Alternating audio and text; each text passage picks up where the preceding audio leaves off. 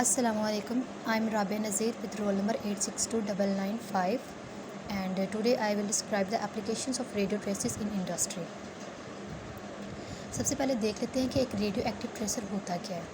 Radio active tracer को हम radio tracer भी बोलते हैं और इसको रेडियो एक्टिव लेबल भी कहा जाता है और ये एक ऐसा केमिकल कंपाउंड है जिसमें कि इसके एक या एक से ज़्यादा एटम्स को हम रिप्लेस कर देते हैं रेडियो न्यूक्लियाइड से और एटम्स की ये रिप्लेसमेंट होती है इनकी रेडियो एक्टिविटी के प्रॉपर्टी की वजह से।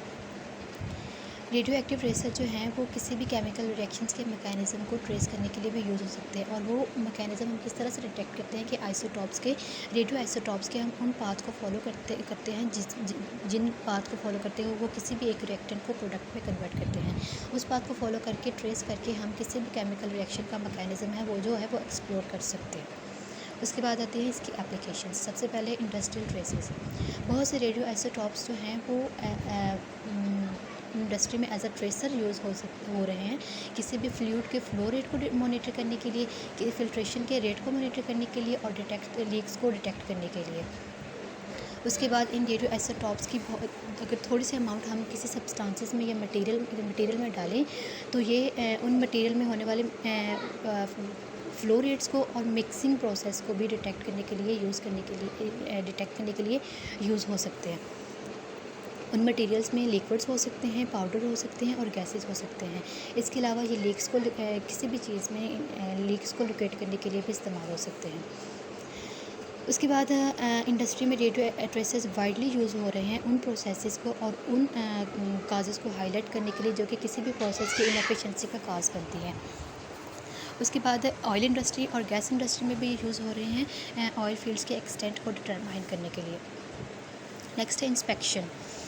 रेडियो एक्टिव मटेरियल्स इंडस्ट्री में बहुत से मेटल पार्ट्स को इंस्पेक्ट करने के लिए इस्तेमाल किए जा रहे हैं और उसके अलावा एक प्रोसेस है इसको कहते हैं गैमा रेडियोग्राफी। ये एक ऐसा प्रोसेस है जिसमें कि वेरियस टाइप ऑफ रेडिएशंस को हम पेनिट्रेट कर देते हैं डिफरेंट मटेरियल्स के अंदर डिफरेंट एक्सटेंट तक।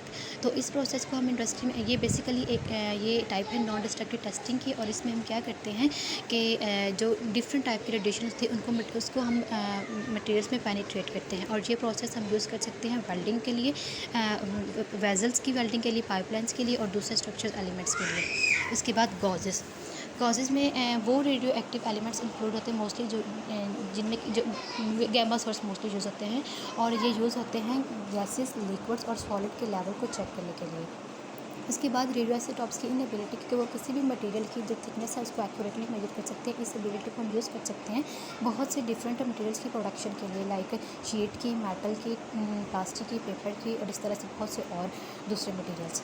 उसके बाद दूसरी कुछ और जो एप्लीकेशंस हैं रेडियो ट्रेसेस की इंडस्ट्री में वो है उसमें इंक्लूड होता है कि ये किसी भी जो मटेरियल है, किसी भी चीज़ के जो प्रोडक्ट के जो मटेरियल पार्ट्स हैं उनको टेस्ट करने के लिए यूज़ हो सकते हैं। वो मटेरियल पार्ट्स रबड़ हो सकता है, इंजन हो सकते हैं, इस तरह के उनके जो मटेरियल पार्ट्स हैं उनको टेस्ट करने के लिए यूज़ हो सकते हैं। उसके बाद ये पोल्यूशन के सोर्सेज को ट्रेस करने के लिए यूज़ हो सकते हैं और मोस्ट इम्पॉर्टेंटली ये किसी भी सिस्टम में complex system like power station उसमें जो आने वाले लीक्स हैं उनको डिटेक्ट करने के लिए यूज़ हो सकते हैं।